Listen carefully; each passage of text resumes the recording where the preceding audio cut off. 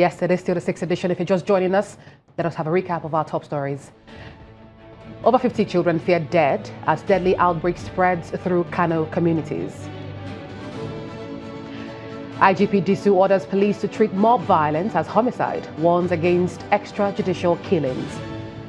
And Tanzania Vice President Nchimbi quits, announces exit from politics and public service.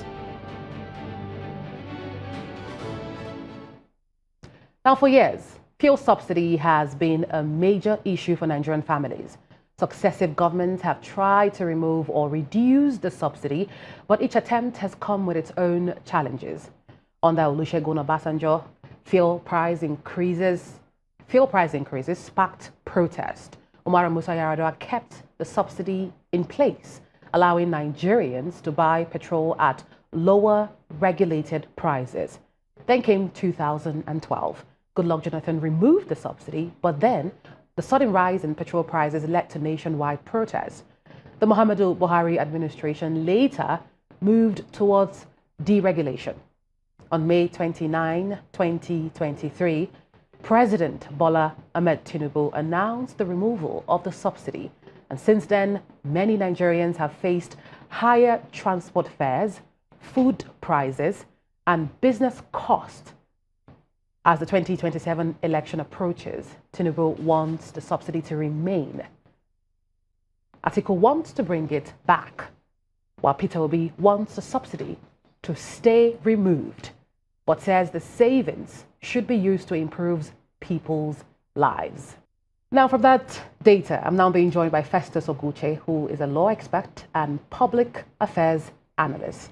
Good evening to you, Festus. Good evening. Thanks for inviting me. Thank you for taking out the time to join us this evening. Right. Thank you. Let's begin in 2023. During the campaign season, we saw Atiku Abubakar famously calling a fuel subsidy a fraud and promising to remove it if he was elected president.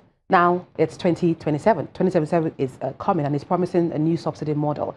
In your opinion, as a public affairs analyst, is this shift a realistic economic strategy to rescue Nigerians? Atiku had never feigned ignorance of the effects of the fuel subsidy regime. As a matter of fact, before that date, before that 2023, he had always been very vocal about economic liberalization and questioned the validity of the fuel subsidy regime. So coming now to say that he's opposed to it, it's not a shift there. Well, I think it's as a result of the effects of the regime, the removal of the regime, which does not pander very well to the interest of Nigerians, alongside with all the promises that are attached to it. Atiku may not be wrong. He may not also be right, because the president has said that he does not conform with the current realities and dynamics of the economic system, which I think is true to the extent that the fuel subsidy regime has been very problematic. And successive regimes of government have always attacked it because it is draining on our economic values and affecting the economic sustainability and advancement for quite some time. So its removal was called for, and a lot of the presidential candidates, including Peter Obi, were making case for its sustainability. That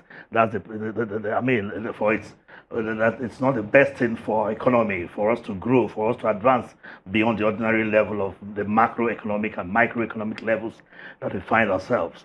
But the crux of the matter is that the removal may not be very much in the interest of the welfare of the citizens, because the country was looking at macroeconomic values without studying the social aspect of the welfare of the people, which is the primary purpose of governments. And what we are seeing from the regime, particularly the recent speech by the Minister of Finance on what they have done with the benefits of the regime, is quite annoying. It raises a lot of eyebrows as to the validity of the removal.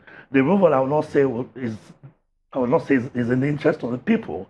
I would rather say that, excuse me, I would rather say that it has not pandered to the will of Nigerians to a large extent, because it has created levels of poverty that are unprecedented. I mean, there's been a claim by Atiku saying that this government is secretly still paying subsidy. That has been a claim as well. So if that is happening, right, do you now think that Nigeria can never get out of this situation we find ourselves? That is, if the claim is right, that this government is still paying subsidy, then how will that now help?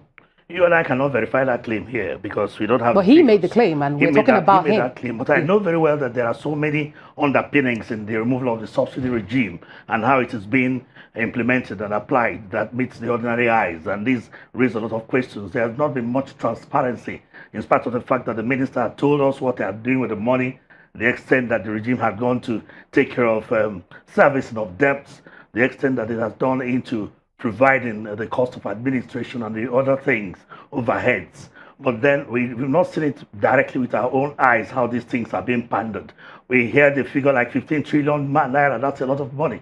It can transform this country, it can reduce the accretion effects of poverty across the length and breadth of this country.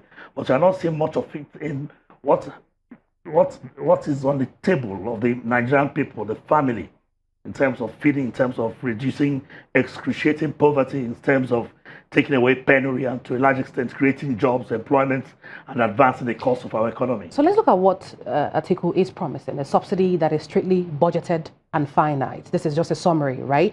But Nigeria's fuel pricing is tied to global oil prices, as you know, and of course more. Now, if the landing cost, let's say, spikes beyond the budgeted cap, how can not just him or any administration realistically actually maintain that cap?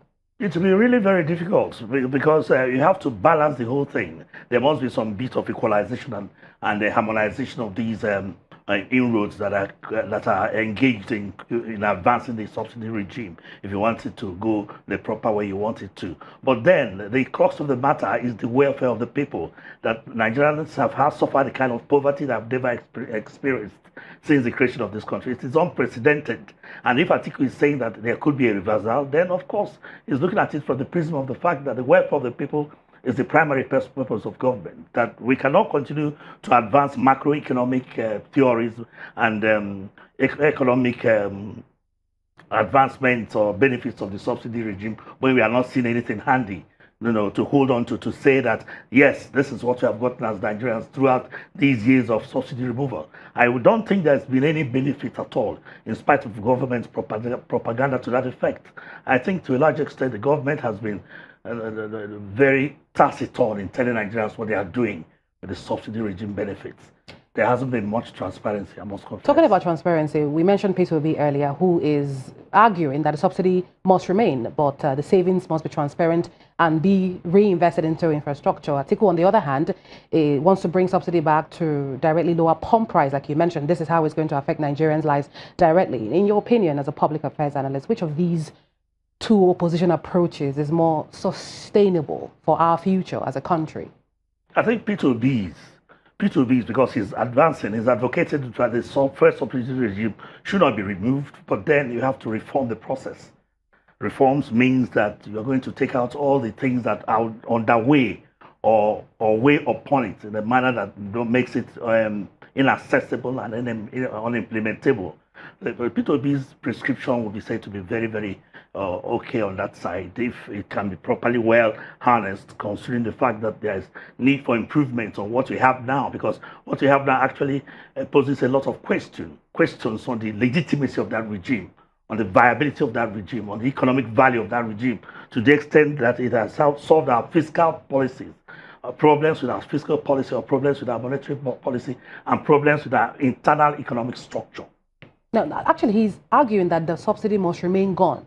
Like, he's not for Atiku reversing the fuel subsidy. Peter Obi is for the subsidy to remain gone, but he's not demanding that the proceeds from that savings, it will now be reinvested. That is his argument. So it's like opposing. Remaining gone may not be the final solution, because you have to first of all identify what actually is the subsidy, what's the extent of that subsidy, to what effect has it affected the economy, what's the volume of the transactions, as for us to understand the effect if it goes at the end of the day.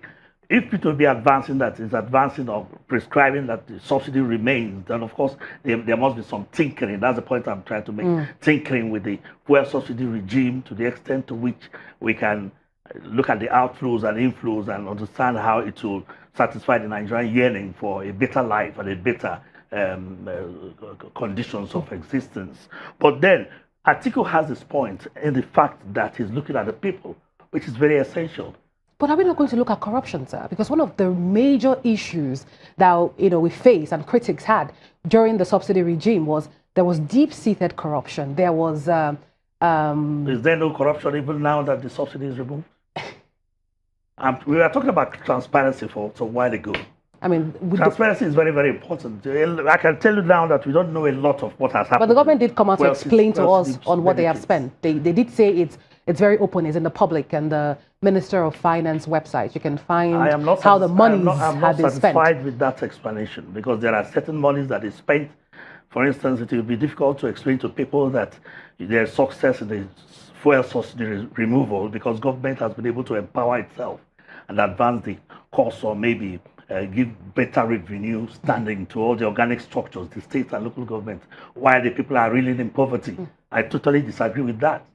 So to that extent, we begin to understand fairly that there has been so much water under the bridge that we cannot understand clearly what the fuel subsidy of how to the extent to which it has gone in assuaging the problems of the people, in defining the economy, in showing us the sense of direction, giving us the sense of direction as to what to go, how to go about redefining ourselves and redefining our economic and social values. Well, law expert and public affairs analyst there, Festus Ogwuche, helping us understand this better. Thank you again, sir, for taking the time this evening. Thank you very much.